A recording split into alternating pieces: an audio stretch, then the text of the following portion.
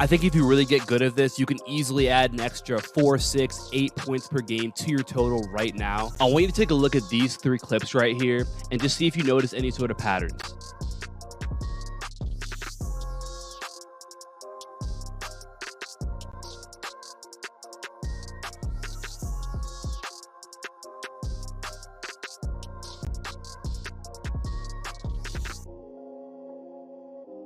Now I'm going to play this video of Steph Curry talking, and I want you to see if anything clicks for you.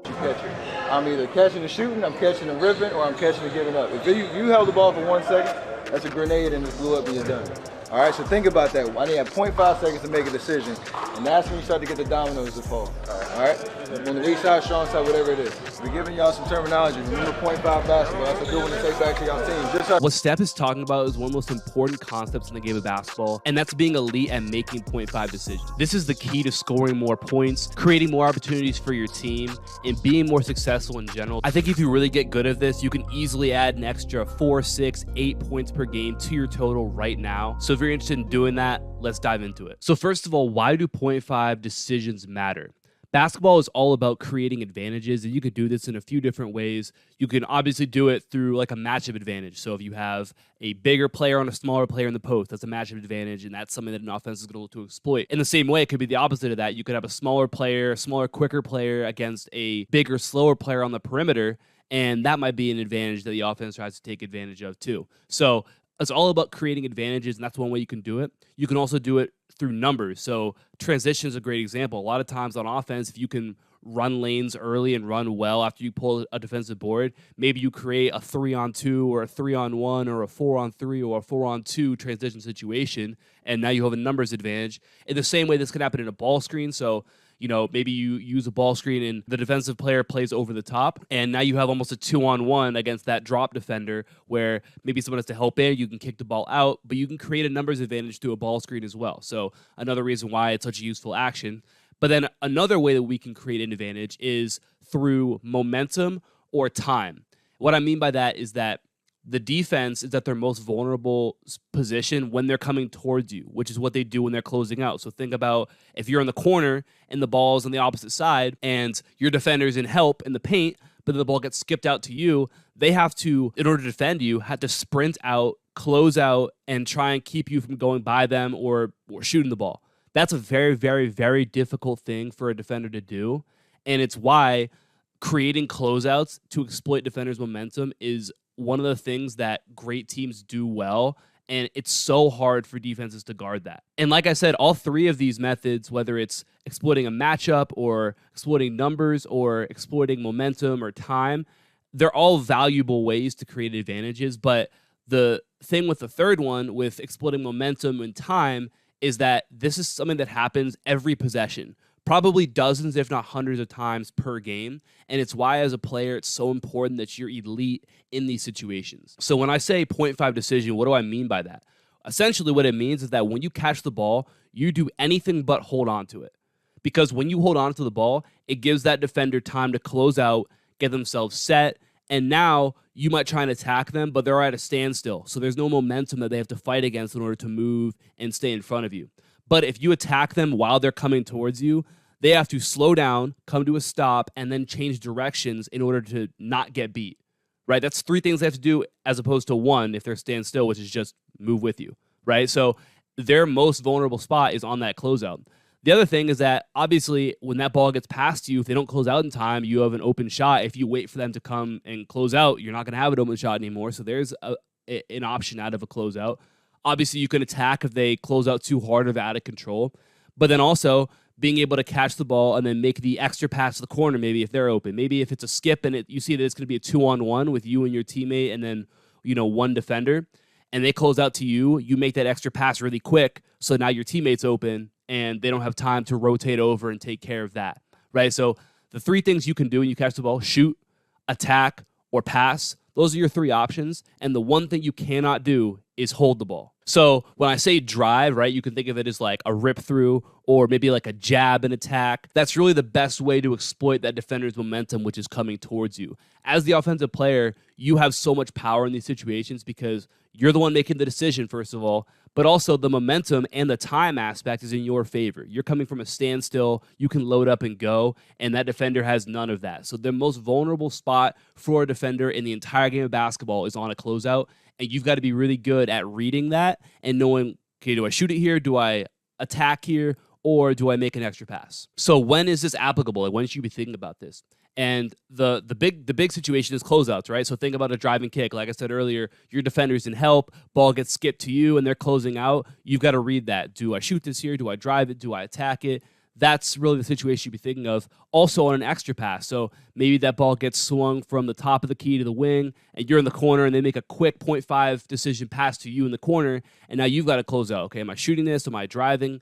Or am I making another pass? I'm making a driving kick. All these different things right here. So really, the time where you need to be thinking about this and really having this 0.5 mindset is in those half-court closeout situations where that defender is moving towards you. If a defender is moving towards you and you have the ball, that's an opportunity for you to exploit that momentum, and this is where being quick with your decisions is really, really important. So something that you might be thinking about, especially hearing Steph Curry talk about this, and Steph is a really ball-dominant player, right? He has the ball in his hands a lot. He's using different screens. He's bringing the ball up sometimes when, just in the normal, like maybe it's transition or just a normal half court. So you might be thinking to yourself, like, okay, I see Steph saying this, but I see him with the ball in his hands for way more than 0.5 seconds all the time. So let's talk about when this isn't applicable, but actually it kind of still is. What I mean by that is, like, let's talk ball screens, right? So I mentioned that earlier. If you are the ball handler in a ball screen, you're going to have the ball in your hands for more than 0.5 seconds, right? You have to set up the screen, wait for the screen to come. Now you're coming off of the screen, and then you have to make a decision on what you're going to do. That might result in you taking a shot or getting to the basket or hitting the roll or whatever. But what this does is it actually creates opportunities to create a 0.5 decision for a teammate. So, for example, on a ball screen, you might come off of the screen and kick the ball out to the corner because their defender helped in. Now, maybe they have an open shot, or maybe they have a closeout to attack now because the defender's out of control, or they have an extra pass maybe.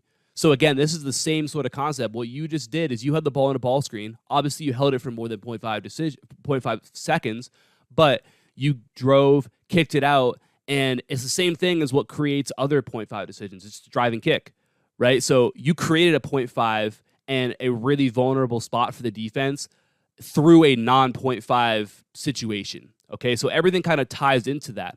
And it's the same thing in like an ISO situation. So maybe let's go back to that first kind of point we talked about, which is basketball's a game of advantages. Maybe the advantage is you have a matchup that you can win. And they say to you, okay, hey, we want you to attack this guy. So they create some sort of ISO situation for you to go at somebody. And maybe you're able to get by them and they help over and you kick the ball out and you just created another 0.5 decision situation for your teammate. So it stems from that as well. And it could be a post touch. So let's go to the other side of the matchup. Maybe there's a bigger player versus a smaller player. Throw it into the big player. A double comes across, kick out happens. Now we have another 0.5 situation. The defense is scrambling, and good teams are going to make defenses pay for that, right? And if you're a good player, this is going to be the easiest situation that you're going to be in to score is when that defender is closing out to you because you know, hey, I'm either shooting this shot or I'm attacking their momentum, and it's going to be really hard for them to be able to consistently stop me from doing that. And so it all ties together. So not only is it important for you as an offensive player to be able to catch the ball in a 0.5 decision situation and be able to make the right decision, right? Not hold the ball, but, okay, I'm going to shoot it here. I'm going to attack here. I'm going to make an extra pass here. It's really important that you can do that. But it's also crucial that if you want to be an elite offensive player, you can create these opportunities for your teammates as well. So again, going through it, can you use a ball screen to create a kick-out situation where you're kicking it to the opposite corner, or maybe you're hitting a lift in the same side corner, and you could just create a closeout for them, right? So that's going to help them score more points. It's going to help your team score more points. What that might do is it's a domino effect too, because you might hit that, he might hit that player, and closeout happens. They drive against it. Maybe the help is there again, and they're able to kick it again. Now there's another 0.5 decision to be made, and eventually the defense is not going to be able to recover and stop all of that. You do that 2-3 times, very few defenses are going to consistently be able to stop 3 different situations like that in one possession. Almost never. Against good teams, it's very, very difficult to do that. Either someone's getting an open 3 or someone's getting an attack to get to the rim, right? So what you do when you're able to create those opportunities for your teammates, you become so valuable because not only are you going to score more points, like I said, you can very easily add 4, 6, 8 points per game to your total if you're good at this. But not only are you going to be able to do that, but you're going to be able to do the same thing for your teammates as well. And that is somebody who, on offense, you need to have on the floor, somebody who can create like that. Now, here's the thing that I'm going to say about all of this, and this is really applicable to the entire game of basketball, but you have to be able to make the shots at the end of the day. So as good as you might be at creating this, can you hit the catch and shoot three, right? Because if you can't do that, the defense isn't closing out to you, and it becomes harder to attack that, and it makes it so that you almost lose two options, right? Your only option becomes pass and then try and drive, but if they sag off you, you're not going to be driving effectively. So can you make the shots? Can I catch that ball and hit that catch and shoot three?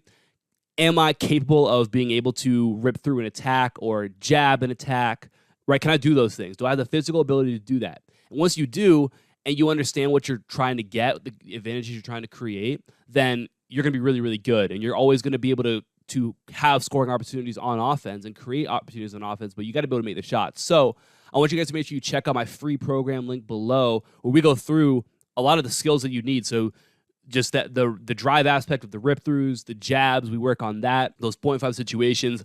We work a ton on the catch and shoot threes. And when you could do those things, you're going to be so valuable on offense, and you're going to be able to create a lot for yourself and for your teammates. So make sure you guys check out the program, free program link below, and that's going to help you guys out a ton with that. And I really appreciate you guys who are tuned in today. Drop a like, subscribe if you're new. Make sure you guys let me know your thoughts in the comments down below. I'll talk to you guys soon. Peace.